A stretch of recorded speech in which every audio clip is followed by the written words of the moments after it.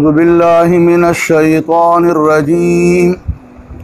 بسم الله الرحمن الرحيم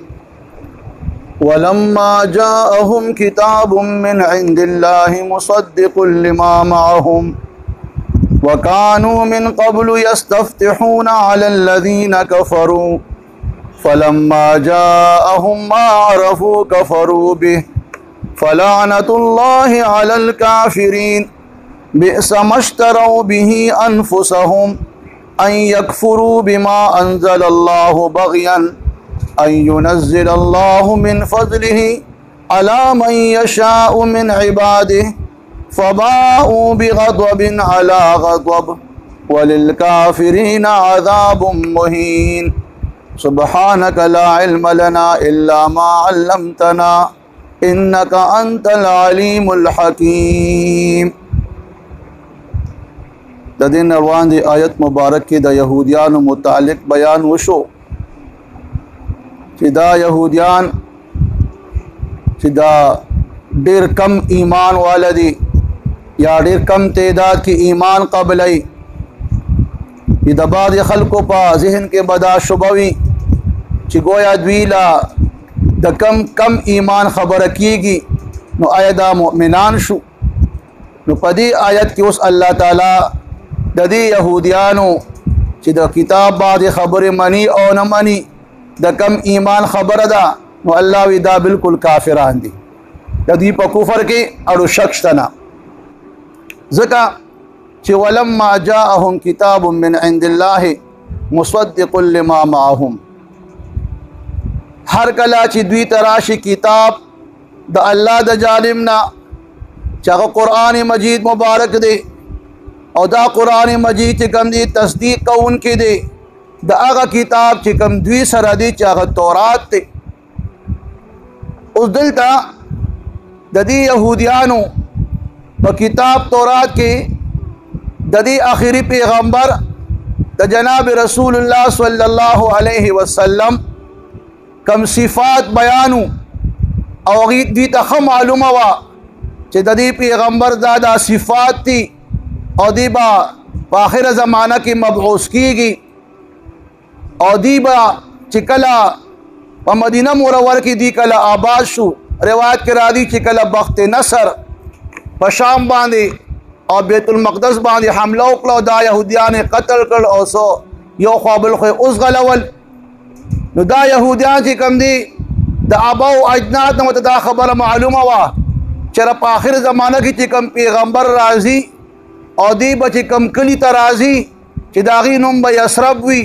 باغی کې به د کجوري اونی وی ذات النخل علاقه به وی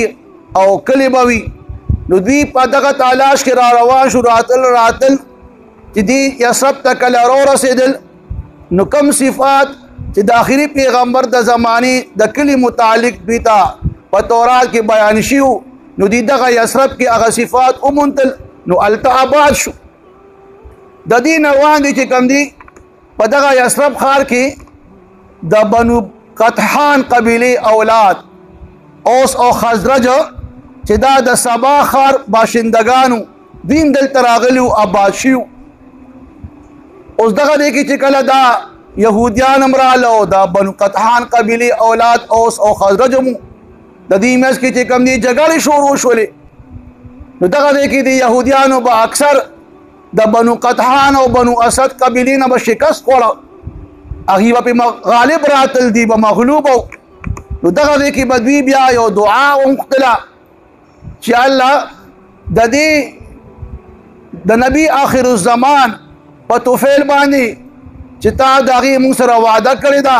چې دا پیغمبر به کوم دی په آخر کې مبعوث کیږي نو داغه په توفیل باندې یا الله موږ ته فتح راکې د دې کفارو په مقابله کې نو چې دا دعا به وغوښتله نو دوی له به الله تعالی فتح هم ورکړه. نو دوی به د آخري پیغمبر په توفیل باندې د خپل دشمن مقابل کې د الله نه دعاګانې غوښتلې، الله به د خپل پیغمبر په توفیل باندې فتح هم ورکولې. او بعضې وایي چې دوی به د مشرکانو ته دغه بت پرستو ته د دې نبي آخر الزمان هغه صفات هم بیانول، او دا به متوي چېرې دا پیغمبر چې کله مبعوث شي نو موږ به چې کوم دي هغه سره یو ځای ستاسو خلاف جنګ کوو او تاسو به د قوم عاد، قوم سمود، قوم ارم په شان موږ هلاک کوو او بالکل نیست و نابود کوو به. هغې ته به دا خبر هم کوله. نو الله اوس د دې دغې خبرې بیان کوي چې وکانو من قبل یستفتحون علی الذین کفروا. او دا یهودیان چې وړاندې به د کفارو په مقابله کې د هغې د سره جنګ کې دوران کې یستفتحون د دې پیغمبر په توفیل باندې به د فتح دعا غوښتله چې الله د دې نبي آخر الزمان په توفیل موږ له فتح راکړي. او یا ودوي چې دوی به د مشرکانو ته د دې نبي آخر الزمان باره کې د هغه صفات بیانول. نو چې هر کله وي الله وي فلما جاءهم ما عرفوا کفروا به، پس هر کله چې راغی دوی ته ما هغه پیغمبر عرفو چې دوی پیژندو نو کفروا به، پس دوی د هغه نه انکار وکړو چې دا خو هغه پیغمبر نه دی. دلته روایت کې راځي معاذ بن جبل رضی الله عنه او دغه شان بشر بن برا چې دا مشرکانو دی ایمان قبول کو نو دوی رال او دی یهودیانو ته ویل چې ای یهودیانو د الله نه ویریږئ، تاسو چې د کم پیغمبر مونږ ته صفات بیانول مونږ خو په هغه باندې ایمان وروړو او تاسو چې کم دی اوس د هغه نه انکار کوئ. نو د دې یهودیانو د بنو نذیر قبیلې یو عالمو سنام بن مشکل د هغه نوم و، هغه ورته ویه چې دا سړی چې کم سروړي دي دا خو هغه خبرې نه دي چې کم په تورات کې راغلي دي او نه دا هغه کس دی چې تورات کې د هغه صفات بیان شوي دي، لہذا د هغه د صفاتو نه انکار وکړو. نو دوی الله وی دوی ته دوی ښه پېژنده چې دا چې کوم دی هغه آخري پیغمبر دی، خو دوی په د هغه نه انکار وکړو. دلته عبدالله ابن سلام تعالی عنه چې د یهودیانو عالمو د چې کله اسلام قبول کو د الله پیغمبر ته سره ناست دی او یې فرمایل چې د الله پیغمبر دا یهودیان غوره ډېر شریر خلق دي او د خپلې خبرې نه ډېر زر اوري، ځکه چې کله تاله کله دا یهودیان راشي نو زما باره کې ته بیا تپوس وکړه چې د عبدالله بن سلام څنګه سړی دی. نو دغه شان چې کله دا یهودیان رال او عبدالله بن سلام د الله پیغمبر سره ناست و، دې ته لوګ غوندې یو ځای کې پټ شو. د الله پیغمبر د یهودیانو ته د دعوت ورکړه د خپل نبوت چې ما باندې ایمان قبول کې دا چلو کې قرآن ومنې حق پیغمبر د حق پیغمبر یم. دوی ته انکار کړو چې نه یاره مونږ خو ته هغه پیغمبر نه منو چې کوم په تورات کې د هغه صفات یا غوته نه ویره که ستاسو یو عالم دی عبدالله بن سلام ستاسو سردار دی د هغه متعلق چې کوم دی ستاسو څه رایه ده؟ نو دوی وایي چې عبدالله بن سلام خو زموږ سردار دی، د هغه پلار یو ډېر لوی عالم د تورات، د هغه موږ ډېر قدر او عزت کوو، زموږ مشر دی، کومه خبره چې موږ ته هغه کوي هغه موږ منو او د هغه په خبره باندې موږ عمل کوو. بیخه تاسو هغه منئ؟ نو او منو نو که عبدالله بن سلام زما د نبوت اقرار وکړو چې پیغمبر ومنلم نو آیا تاسو به بیا چې کوم دی زما په پیغمبر باندې ایمان وروړئ، ما به پیغمبر ومنئ؟ دی وی چېرې زمونږ د عبدالله بن سلام باره کې خدا زنګه یقین دی چې هغه به هېڅکله دا ونه ویه چې ته د الله آخري پیغمبر یې چې کوم په تورات کې هغه صفات بیان شوي دي. وی که هغه دا وویه دې کې عبدالله بن سلام ورته را مخامخ شو او همدغه کلمې چې اشهد ان لا اله الا الله و اشهد ان محمد رسول الله دغه یهودیانو فوراً چې کوم دی وی چې دا عبدالله چې کوم دی دا هم کې یو ډېر شریر او بدترین انسان دی، دی چې کوم دی د ځان له خبرې کوي او موږ په غلط لاره باندې روانوي. نو د الله پیغمبر ته عبدالله بن فرمایي ما تاسو نو ویلي چې دوی د خپل خبرې نه فوراً چې کوم دی اړي او هغه خپل خبره بیا چې کوم دی نه مانی. نو دغه دی کوم دی د الله پیغمبر پیژندو تر دې چې د قرآن مجید کې بل دی کې راځي چې دی د الله پیغمبر د خپل زامن نه زیات ښه پیژندو چې دا هم هغه پیغمبر دی چې د کوم صفات په تورات کې بیان شوي دي. خو لیکن دوی د الله اوس د هغې بیان هم کوي چې د دوی چې کوم دا انکار کوي رسو آیت کې د هغې ذکر را روان دی چې دی دا انکار د دې پیغمبر نه ولې کوي. خو د دې په دې انکار باندې الله تعالی دوی له سزا ورکوي چې فلعنت الله علی الکافرین، پس لعنت د الله تعالی په کافرانو باندې. گویا دا یهودیان هم کافران دي، دی باندې د الله لعنت دی، د الله د رحمت نه چې کوم دی لري دي. او بیا بئس ما اشتروا به انفسهم، الله یې څه دی بد هغه څیزه چې دوی خرڅ کو د خپل په بدل کې انفسهم د خپل نفسونو په عوض. گویا دی د خپل نفسونو په عوض باندې یو بدترین څیز واغسته چې هغه د دنیا غرض او لالچو، او دوی په خپل نفسونو په عوض باندې بدترین څیز چې کوم دی هغه واغسته چې هغه د دوی کفر و، چې دوی کفر وکړو، انکار وکړو. ان یکفروا بما انزل الله، دوی کفر وکړو د هغې کلام نه چې کوم الله نازل کړی دی په دې آخري پیغمبر باندې چې هغه قرآن مجید مبارک دی. دوی د الله د کلام نه انکار وکړو په څه وجه باندې؟ بغیا. الله وی د دوی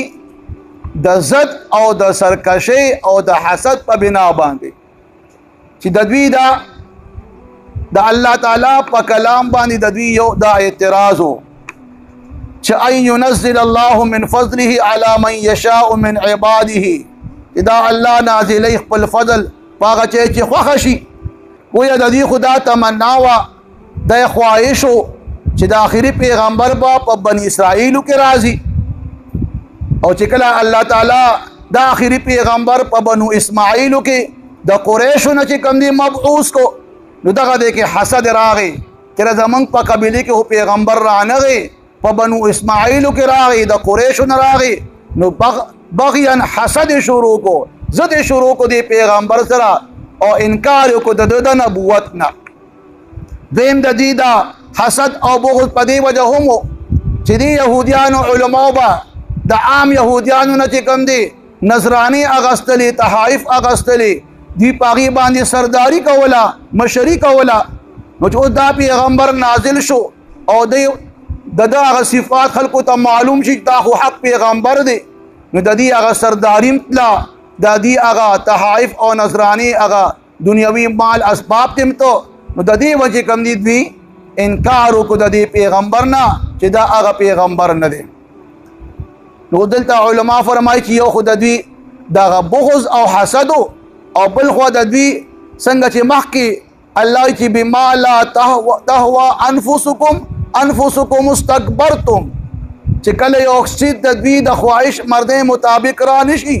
نو دوی چې کوم دی تکبر وکړي او د هغې نه انکار وکړي. نو دا یهودیان ډېر متکبر خلک وو، تکبر او غرور پکې ډېر زیات و. د خپل تکبر غرور بنا باندې دوی د دې آخري پیغمبر د نبوت نه انکار وکړو. او دا تکبر دومره خطرناک او عظیمه ګناه ده چې عبدالله بن عمر بن عاص عنه روایت دی چې د الله پیغمبر فرمایي چې دی متکبرینو تبا پر ورځ د قیامت چې کوم دی د میږو شکل ورکړی شي، د دوی دا شکل به د میږو په شان واړه شي او په میدان کې به پراته وي او خلک به چې کوم دی د پاسه خپې اږدیا او راخیږي به او دی به چې کوم دی هغه میدان کې چې کوم دی په خپلو خپو سره مږي. او بیا به دا متکبرین چې کوم دی چې کوم دا کفر خاوندان دي، دی به د جهنم یو وادي ده چې د هغې نوم دی بولس، په هغې کې به دوی چې کوم دی قید کړي شي او په هغه بولس کې چې کوم دی ګیر چاپېره به دوی نه به اور بلیږي او د بر نه به چې کوم دی د جهنمیانو د بدن هغه وینې زوي د هغې نه چوړ کېږي او هغه به راځي دوی باندې به غورځېږي او دوی باندې به دغه وینې ځینې بیا سکولی شي. نو متکبر سړی چې کوم دی د هغه ډېر سخت خطرناک انجام دی چې هغه به دله سخت عذاب ورکولی شي د جهنم په بولس واده کې. نو دوی د تکبر په بنا باندې هم د دې پیغمبر نه انکار وکړو چې دا هغه پیغمبر نه دی. ځکه چې دا پیغمبر الله تعالی په خپل خوښه راوست یو خو یو بې ادبي ګستاخي م وکړه چې الله تعالی هو قادر مختار ذات دی هغه چې څوک پیغمبر جوړي د هغه خوښه ده دې کې د چا د کسب او د محنت خبره پکې نشته بچ الله کم بندگان خوښیه هغې له پیغمبري ورکوي وایي دوی د الله تعالی په دې خبره باندې هم اعتراض وکړو چې دا پیغمبر د ولې په دې بنو اسماعیلو کې راوستو ولې د بني اسرائیلو نه دی نو چې کله دوی دا الله تعالی په کار کې په کار باندې اعتراض وکړو ګستاخي وکړه نو اوس الله دوی باندې چې کوم خپل قهر او غضب نازلی د هغې بیان دی چې فباؤوا بغضب علی غضب فباؤوا پس دی وګټه یا دی اخته شو په غضب باندې د پاسه بل غضب باندې دلته علما چې دا غضبین کې دا لاندې تنوین چې کم دی دا اشاره ده د دغه عذاب تعظیم ته او عظیم والی ته چې گویا دا غضب او دا غصه ډېره لویه غصه ده او یو ډېر لوی غضب په دې باندې دی او دلته غضب د پاسه غضب بیان راغی گویا دلته د دوو غضبونو ذکر راغی علما چې نه دا غضب چې کم دی دلته علا غضب د پرلپسې غضبونه دي چې څومره د دوی هغه شرارت او څومره د دې خباثت او د هر خباثت نه پس الله دوی باندې غضب نازل کړی دی چې اول دی د تورات د احکاماتو نه انکار وکړو هلته پرې غضب راغی بیا د صحیح عبادت وکړو هلته چې کم دی د غضب خاوندان شو بیا چې کم دی په وادي تیه کې چې کم دی د خپل پیغمبر چې کم دی د خبرو نه انکار یې کوو او د الله نعمتونو ته سپک کتل هلته په غضب کې مبتلا شو او بیا چې هر کله عیسی علیه السلام نزول شو هغه مبعوث شو د هغه د نبوت نه انکار وکړو دغه دی کې بل غضب پرې راغی بیا چې کوم دی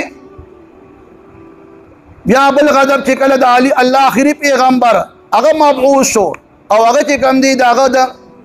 هغه نبوت ښکاره شو د هغه نه انکار وکړو نو ګویا دوی په غضب باندې اخته دي د الله غضب پسې دوی باندې یو غضب پاسه بل غضب چې کوم دی دوی ځان لګټي د خپل کرتوت بنا باندې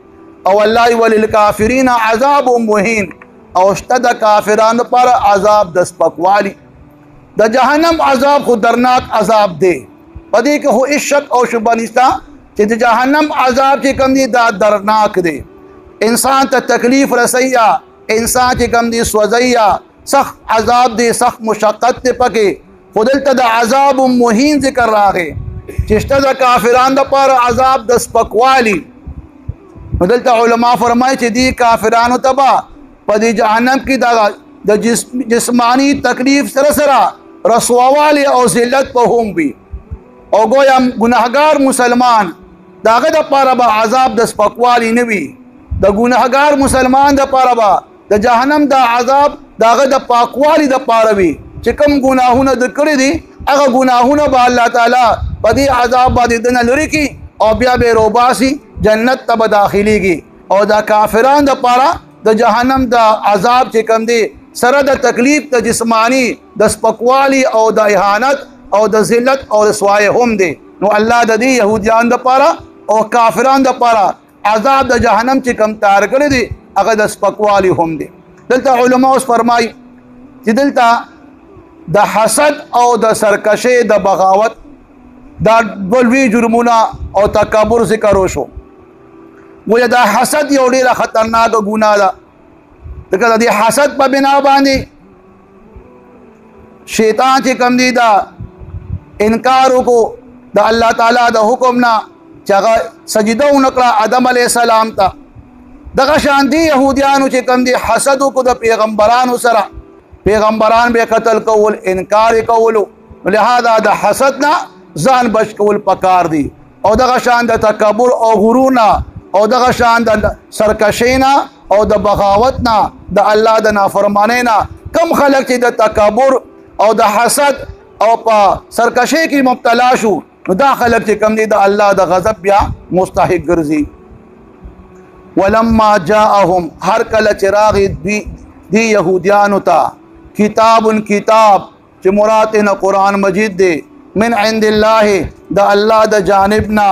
مصدق چې دا کتاب تصدیق کوونکی دی رښتیا ویونکی دی لما د هغه کتاب معهم چې دوی سره دی چې هغه تورات دی وکانو او دا یهودیان من قبل روان دي د دې قرآن مجید مبارک د نزولنا چې یستفتحون او روان دي د دې پیغمبر د مبعوث کېدونه چې یستفتحون علی الذین کفروا چې دوی به د فتح طلب کولو په کافرانو باندې د دې پیغمبر په توفیل باندې.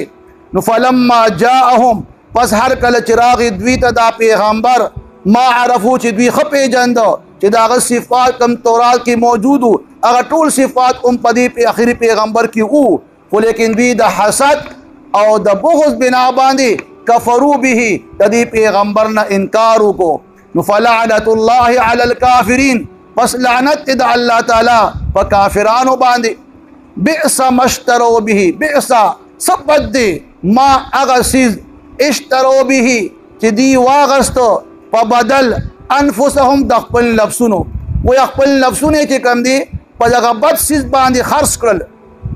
هغه بد سیز دي ان یکفروا چې دوی کفر وکړو بما د هغه کلام نه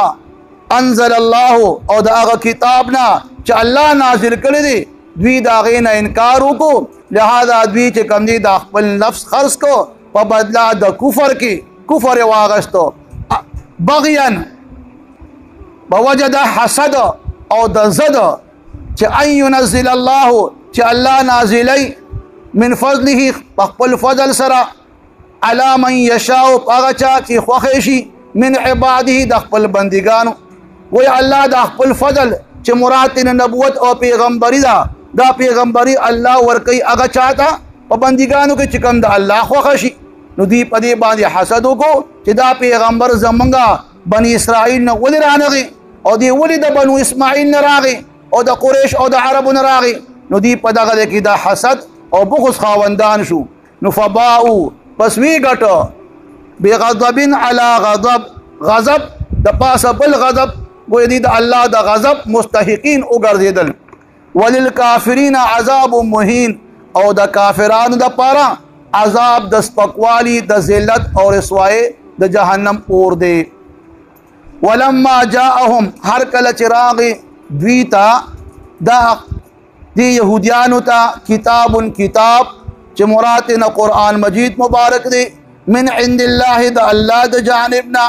مصدقون چې دا کتاب تصدیق کوونکی دی رښتیا ویونکی دی لما د هغه کتاب معهم چې دوی سره دی چې هغه تورات دی. وکانو او دا یهودیان چې من قبل چې روان دي د دې پیغمبر د راتلونه مبعوث کېدونه یستفتحون علی الذین کفروا دوی به طلب کولو د فتح په توفیل د دې پیغمبر د کافرانو خلاف په جنگ کې.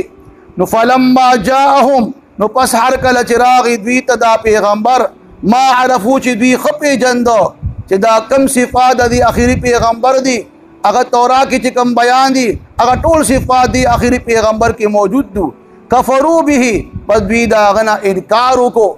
فلعنت الله علی الکافرین پس لعنت د الله تعالی په کافرانو باندې. بئس صد بد ما هغه څیز اشترو چې واغست دوی به په بدل انفسهم د خپل نفسونو په عوض ان یکفروا چې هغه دوی کفر وکړو بما د هغه کلام نه انزل الله انکار وکړو د هغه کلام نه چې الله نازل کړی دی. بغیا په وجه د حسد او د زد ان ينزل الله من فضله چې الله نازلی په خپل فضل سره علی من یشاء من عباده هغه چا چې خوښ شي په خپل بندګانو باندې.